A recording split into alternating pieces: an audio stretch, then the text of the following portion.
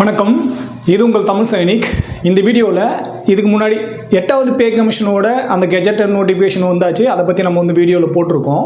So அந்த gazetted நோட்டிஃபிகேஷனில், அதாவது 8வது பே கமிஷனோட அந்த குழுவுக்கு என்னென்ன நிபந்தனைகள் எல்லாம் கவர்மெண்ட் தரப்பில் கொடுத்தாங்களோ அதில் பென்ஷனருக்கு பற்றின எந்த ஒரு விஷயமும் பேசலை. பென்ஷனருக்கு எப்படி பென்ஷன் ரிவிஷன் கொண்டு வர போகிறீங்க, அவங்களுக்கு எந்த மாதிரியான பெனிஃபிட்ஸ் எல்லாம் வரப்போகுது அப்படின்றத பற்றி எந்த ஒரு விஷயமும் இந்த 8வது பே கமிஷனோட அந்த கெஜெட்டட் நோட்டிஃபிகேஷனில் எதுவுமே குறிப்பிட்டு வரலை.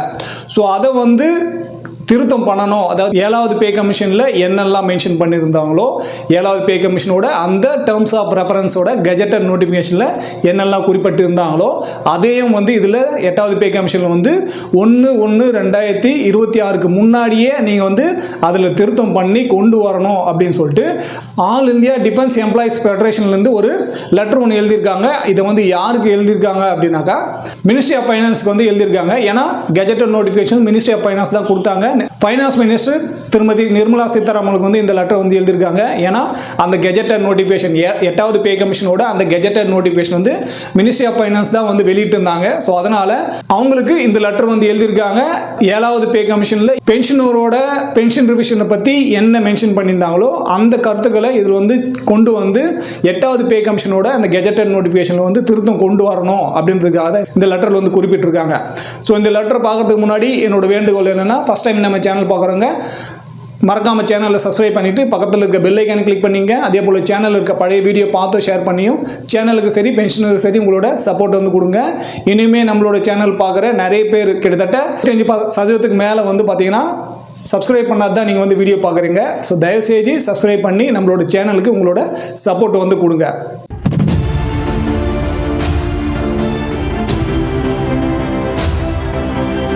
ஸோ இந்த 8வது பே கமிஷனோட அந்த நோட்டிஃபிகேஷன் கெஜெட்டட் நோட்டிஃபிகேஷனில் என்னெல்லாம் பரிந்துரைகள் அவங்க பண்ணியிருந்தாங்களோ அந்த பரிந்துரைகளோட நிபந்தனைகளை இப்போ மறுபரிசீலனை பண்ணி அதில் திருத்தம் கொண்டு வரணும் அப்படின்னு சொல்லிட்டு ஒரு லெட்டர் எழுதியிருக்காங்க. ஸோ இந்த லெட்டர் மூலிமா குறிப்பாக பென்ஷனருக்கு இதில் எதுவுமே மென்ஷன் பண்ணல. 7வது பே கமிஷனில் என்ன கொடுத்துருந்தாங்களோ அந்த பாயிண்ட்டை கூட இதில் கொண்டு வரல. அதே போல் ஒரு சில பாயிண்டெல்லாம் நீங்கள் அதில் திருத்தம் கொண்டு வரணும் அப்படின்னு சொல்லிட்டு அந்த பாயிண்ட்டையும் மென்ஷன் பண்ணியிருக்காங்க. அதாவது 7வது பே கமிஷனில் என்ன இருந்தாச்சு, 8வது பே கமிஷனில் என்ன கொடுத்துருக்கீங்க அப்படின்ற அந்த வித்தியாசத்தை இதில் எடுத்து காட்டியிருக்காங்க. ஸோ இதை தான் நம்ம இதுக்கு முன்னாடி வீடியோலையும் நம்ம சொல்லியிருந்தோம். 7வது பே கமிஷனுக்கும் 8வது பே கமிஷன்லையும் என்ன லூப் ஹோல் இருக்குது, 8வது பே கமிஷனில் அதெல்லாம் எப்படி திருத்தலாம் அப்படின்ற அந்த வீடியோ நம்ம இதுக்கு முன்னாடி போட்டிருந்தோம். அந்த வீடியோ பார்க்கல அப்படின்னாக்கா அந்த வீடியோ பாருங்கள், இன்னுமே உங்களுக்கு கிளியராக புரியும். All India defence employees federation என்ன சொல்லியிருக்காங்க அப்படின்றத நம்ம டீட்டெயிலாக பார்க்கலாம். ஸோ இப்போ நீங்கள் பார்த்துட்ருக்கீங்க, இதுதான் அந்த all India defence employees federation கொடுத்த லெட்ரு. இது 4 நவம்பர் 2025 கொடுத்தாங்க. ஸோ யார் கொடுத்துருக்காங்க அப்படின்னு பார்த்தீங்கன்னா ஸ்ரீமதி நிர்மலா சீதாராமன். அவங்க தான் ஃபைனான்ஸ் மினிஸ்டராக இருக்காங்க. ஸோ அவங்களுக்கு இதில் என்ன முக்கியமாக குறிப்பிட்டிருக்காங்க அப்படின்னு சொல்லிட்டு பார்த்தீங்கன்னாக்கா 8வது பே கமிஷனோட ஊதிய குழுவுக்கு என்ன நிபந்தனைகளெல்லாம் நீங்கள் கொடுத்துருக்கீங்களோ அதில் திருத்தம் கொண்டு வரணும் அப்படின்னு சொல்லிட்டு சொல்லியிருக்காங்க. ஸோ அது எதனாலன்னு சொல்லிட்டு பார்த்தீங்கன்னாக்கா குடும்ப ஓய்வூதியர்களுக்கு ஊதிய திருத்தங்களை இதில் சேர்க்கலை, இந்த நிபந்தனைகளை நீங்கள் சேர்க்காது இருக்கீங்க அப்படின்னு சொல்லிட்டு அந்த நிபந்தனைகளை இதில் 8வது பே கமிஷனோட அந்த டிஓஆர் டேர்ம்ஸ் ஆஃப் ரெஃபரன்ஸோட அந்த கெஜெட்டட் நோட்டிஃபிகேஷன் நீங்கள் ஆட் பண்ணணும் அப்படின்னு சொல்லிட்டு தான் இதில் கேட்டிருக்காங்க. ஸோ இதோட அடிப்படையில் 3/11/2025 அன்னைக்கு பார்த்தீங்கன்னாக்கா அந்த 8வது பே கமிஷனோட ஊதிய தேர்வு குழுக்கான அந்த டேர்ம்ஸ் ஆஃப் ரெஃபரன்ஸ்க்கான நிபந்தனைகள் வெளியிட்டாங்க.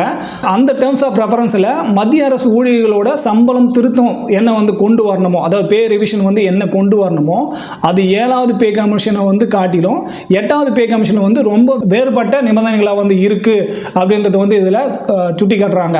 ஸோ இந்த 8வது பே கமிஷனோட நிபந்தனைகளை பார்த்தீங்கன்னாக்கா டேர்ம்ஸ் ஆஃப் ரெஃபரன்ஸில் 2B, அதாவது இது 8வது பே கமிஷனோட 2B பாயிண்ட்ல அரசாங்க சேவைக்கு திறமையான நபர்களை ஈர்க்கும் வகையில் பணியிடை கலாச்சாரத்தில் செயல்திறன், கடமையுணர்வு மற்றும் பொறுப்புணர்வை ஊக்குவிக்கும் ஊதிய அமைப்பாக உருவாக்கணும் அப்படின்னு சொல்லிட்டு ஒரு நிபந்தனை கொடுத்துருந்தாங்க.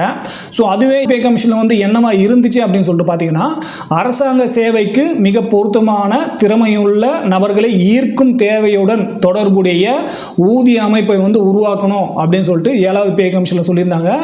அடுத்து செயல்திறன், கடமையுணர்வு மற்றும் பணியின் பணிச்சூழலில் பொறுப்புணர்வை வளர்த்து கொண்டே நவீன நிர்வாகத்தின் சிக்கலான சவால்களையும் வேகமாக மாறும் அரசியல், சமூகம், பொருளாதார மற்றும் தொழில்நுட்ப மாற்றங்களையும் எதிர்கொள்ள பொது ஆளுமை முறையில் சிறப்பு திறனை ஊக்குவிக்கும் வகையில் வந்து நீங்கள் அந்த பாதுகாப்பு பணியாளர்கள் இங்கே வந்து குறிப்பாக வந்து டிஃபென்ஸ் பற்றி தான் பேசியிருக்காங்க. ஏன்னா டிஃபென்ஸ் பென்ஷனர் பற்றி இதில் வந்து எந்த பாயிண்ட்டுமே இல்லை 8வது பே கமிஷனில். ஸோ அதுதான் இங்கே வந்து சொல்கிறாங்க.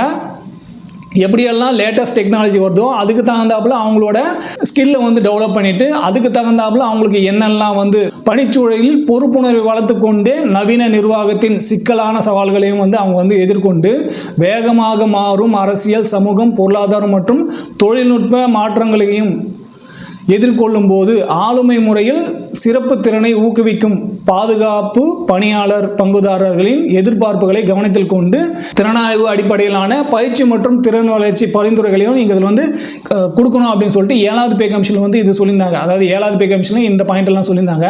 அதுவும் 8வது பே கமிஷனில் வந்து பார்த்தீங்கன்னாக்கா ரொம்ப சிம்பிளாக வந்து அதில் இவ்வளோ விரிவாக வந்து சொல்லாமல் சிம்பிளாக வந்து கொடுத்துட்டாங்க. அதாவது பணியிட கலாச்சாரத்தில் செயல்திறன், கடமையுணர்வு மற்றும் பொறுப்புணர்வு வந்து ஊக்குவிக்கும் விதமாக வந்து நீங்கள் கொடுத்தா போதும் அப்படின்னு சொல்லிட்டு இங்கே 8வது பே கமிஷன் கொடுத்ததுனால ஸோ இந்த 8வது பே கமிஷனோட 2இல் பியை வந்து நீங்கள் இந்த மாதிரி 7வது பே கமிஷனில் என்ன கொடுத்துருந்தாங்களோ அதே மாதிரி நீங்கள் அதை மாற்றணும் அப்படின்னு சொல்லிட்டு சொல்லியிருக்காங்க.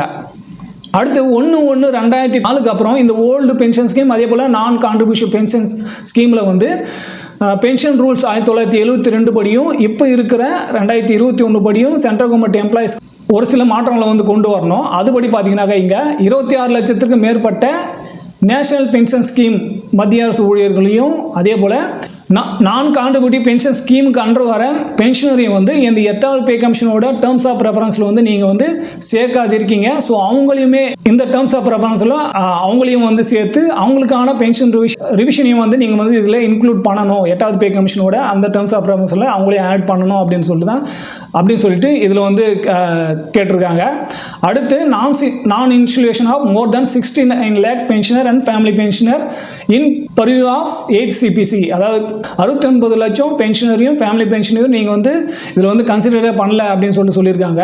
ஸோ அதோட அடிப்படையில் 69 லட்சம் மத்திய அரசு பென்ஷனர் மற்றும் குடும்ப ஓய்வூதியதாரர்கள் அவர்கள் சேவை செய்யும் காலத்தில் நாட்டுக்காக தங்களுடைய உழைப்பு, வியர்வை, ரத்தம் இது போன்றவற்றில் வந்து அவங்க தியாகம் பண்ணியிருக்கிற போதிலும் 8வது பே கமிஷனோட அந்த டேர்ம்ஸ் ஆஃப் ரெஃபரன்ஸ் அதுலேருந்து வந்து பார்த்தீங்கன்னாக்கா அவங்க விலக்கப்பட்டிருக்காங்க.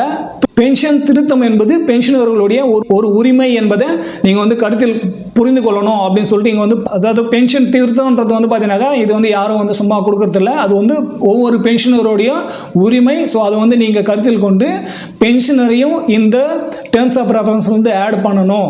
அதே போல் பெரும்பாலும் அவங்களோட வாழ்நாளில் இறுதியில் இருக்கிறாங்க, அவர்களை வந்து நீங்கள் முற்றிலுமாக இந்த டேர்ம்ஸ் ஆஃப் ரெஃபரன்ஸில் வந்து புறக்கணிப்பது எப்படி இருக்குன்னு பார்த்தீங்கன்னாக்கா அது வந்து ஒரு நீதித்தன்மையற்றது. அதே போல் இந்த 7வது பே கமிஷனில் என்ன டேர்ம்ஸ் ஆஃப் ரெஃபரன்ஸ் வந்து கொண்டு கொடுத்தாங்களோ அது வந்து நாங்கள் உங்கள் பார்வைக்கு கொண்டு வரோம் அப்படின்னு சொல்லிட்டு 7வது பே கமிஷனில் 2Fல வந்து என்ன கொடுத்தாங்களோ அதை வந்து இங்கே மென்ஷன் பண்ணாங்க. ஏன்னா 7வது பே கமிஷனோட அந்த டேர்ம்ஸ் ஆஃப் ரெஃபரன்ஸில் பென்ஷனை பற்றி குறிப்பாக அங்கே வந்து பேசியிருந்தாங்க. ஸோ அதில் என்ன சொல்லியிருக்காங்க அப்படின்னு பார்த்தீங்கன்னா எல்லா மத்திய அரசு பணியாளர்கள் ஓய்வு செயல்களின் கட்டமைப்பையும் 1/1/2004 மற்றும் அதற்கு பிறகு நியமிக்கப்பட்ட ஊழியர்களுக்கான புதிய கேள்வி ஊழியர்களுக்கான NPS நேஷனல் பென்ஷன் ஸ்கீம் காக்கப்பட்டு இருக்க வேண்டிய நிலையில் ஓய்வு அடைந்த பணியாளர்களின் ஓய்வூதியத்தை திருத்துதல் உள்ளிட்ட ஓய்வு மற்றும் பிற நலத்திட்டங்களின் கட்டமைப்பை பிரித்து பார்க்க வேண்டிய நெறிமுறைகளை வந்து பரிசீலிக்கணும் அப்படின்னு சொல்லியிருக்காங்க. ஸோ அரசாங்கம் தயவு செய்து இந்த 8வது பே கமிஷனோட அந்த டேர்ம்ஸ் ஆஃப் ரெஃபரன்ஸ் நியமிக்கப்பட்டுள்ள பணி பொறுப்புகளில் 1/1/2026 அன்று 8வது பே கமிஷன் வந்து அமலுக்கு வரதுக்கு முன்னாடியே ஓய்வு அடைந்த ஊழியர்களோட ஓய்வூதிய திருத்தத்தை வந்து இந்த டேர்ம்ஸ் ஆஃப் ரெஃபரன்ஸில் வந்து சேர்க்கவும் அதே போல் 11 வருடங்களுக்கு பிறகு கம்யூட் மதிப்பை மீட்கவும். ஸோ இதில் வந்து கம்யூட் மதிப்பை வந்து மீட்கணும்னு சொல்லியிருக்காங்க. ஸோ அதுக்கப்புறம் ஒவ்வொரு 5 வருஷத்துக்கும் ஒரு முறை 5% வந்து அவங்களோட ஓய்வூதியத்தை வந்து பரிசீலனை பண்ணி ஓய்வூதியத்தை வந்து உயர்த்தணும். ஸோ இது வந்து ஏற்கனவே வந்து பார்த்தீங்கன்னா பாராளுமன்ற நிலையான குழு பார்லிமெண்டரி ஸ்டாண்டிங் கமிட்டி வந்து இதை வந்து பரிசீலனை பண்ணியிருக்காங்க, ரெக்கமெண்ட் பண்ணியிருக்காங்க. ஸோ அதை வந்து நீங்கள் இந்த டேர்ம்ஸ் ஆஃப் ரெஃபரன்ஸ் வந்து ஆட் பண்ணி கொடுக்கும்போது கமிட்டி அது வந்து அதுக்கு தகுந்தாப்புல அதோட ரெக்கமெண்டேஷன் என்னவோ அது வந்து பரிந்துரைப்பாங்க அப்படின்னு சொல்லிட்டு இந்த 7வது பே கமிஷனோட 2F பாயிண்ட் வந்து இங்கே மென்ஷன் பண்ணி குறிப்பாக வந்து சொல்லியிருக்காங்க. அதே போல் பென்ஷனர்களுக்கு பென்ஷன் ரிவிஷன் என்பது அது அவங்களோட உரிமை. ஸோ தயவு செஞ்சு அதை வந்து நீங்கள் வந்து நிராகரிக்காதீங்க அப்படின்னு சொல்லிட்டு சொல்லியிருக்காங்க.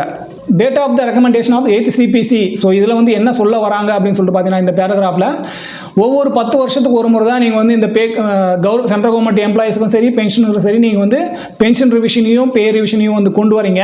ஸோ அதோட அடிப்படையில் 7வது பே கமிஷனும் சரி அதுக்கு முன்னாடி வந்த பே கமிஷனும் சரி ஒவ்வொரு 10 வருஷத்துக்கு ஒரு முறை தான் அது வந்து ரிவிஷன் ஆகி வந்திருக்கு.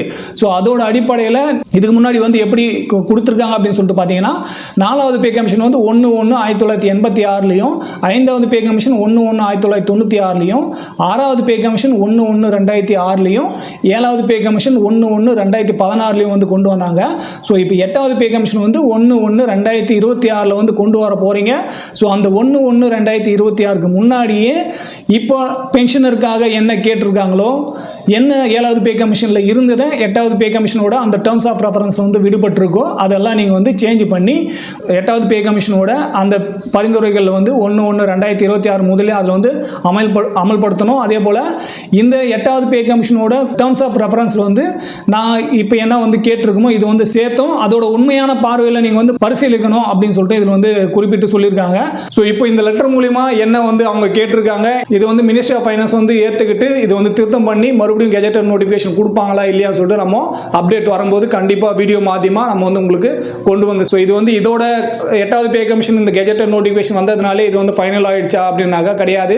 கமிட்டி என்ன ரெக்கமெண்ட் பண்ணுறாங்க ஸோ கவர்மெண்ட் என்ன அப்ரூவ் பண்ணுறாங்க அப்படின்ற போது தான் 8வது பே கமிஷனில் எப்படி வந்து பென்ஷன் ரிவிஷன் ஆக போது எந்த அளவுக்கு மினிமம் பேசிக் வந்து இருக்கும் அந்த மினிமம் பேசிக் தகுந்தாப்புல எப்படியெல்லாம் வந்து பேமெண்ட்டும் சரி பென்ஷனும் சரி ரிவிஷன் ஆகும் அப்படின்றத நம்ம காத்திருந்து பார்க்கலாம். இதில் முக்கியமான பங்கு வந்து ஃபிட்மென்ட் ஃபேக்டரோட பங்கு இருக்கும். ஸோ ஃபிட்மென்ட் ஃபேக்டர் வந்து நம்மளுக்கு குறைவாக இருக்கிறதுக்கான காரணம் டிஏ வந்து இப்போ நம்மளுக்கு 60% தான் இருக்கும். அதாவது 1/1/2026ல் டிஏவோட சதவீதம் 60 தான் இருக்கும். ஸோ அந்த குறைவான டிஏவோட சதவீதத்தினால ஃபிட்மென்ட் ஃபேக்டர் குறைவாக இருக்கிறதுக்கான முக்கிய பங்காக வந்து இந்த டிஏவும் கூட இருக்கலாம். ஸோ என்ன வந்து கிடைக்குது அப்படின்றத வந்து நம்ம காத்திருந்து பார்க்கலாம். இந்த வீடியோ மூலமா நான் என்ன சொல்ல முயற்சி பண்ணணும் அது வந்து உங்களுக்கு பிடிச்சிருந்தாங்க வீடியோ லைக் பண்ணுங்கள். ஃபஸ்ட் டைம் நம்ம சேனல் பார்க்குறவங்க மறக்காமல் சேனல் சப்ஸ்கிரைப் பண்ணிவிட்டு பக்கத்தில் இருக்க பெல் ஐக்கானை கிளிக் பண்ணிங்க. அதே போல் சேனலில் இருக்க பழைய வீடியோ பார்த்து ஷேர் பண்ணியும் சேனலுக்கு சரி பென்ஷனுக்கு சரி உங்களோட சப்போர்ட் வந்து கொடுங்க. இந்த வீடியோ கடைசி வரைக்கும் பார்த்தது நன்றி. இதே போல் இன்னொரு வீடியோவில் மீண்டும் சந்திக்கலாம். நன்றி, வணக்கம்.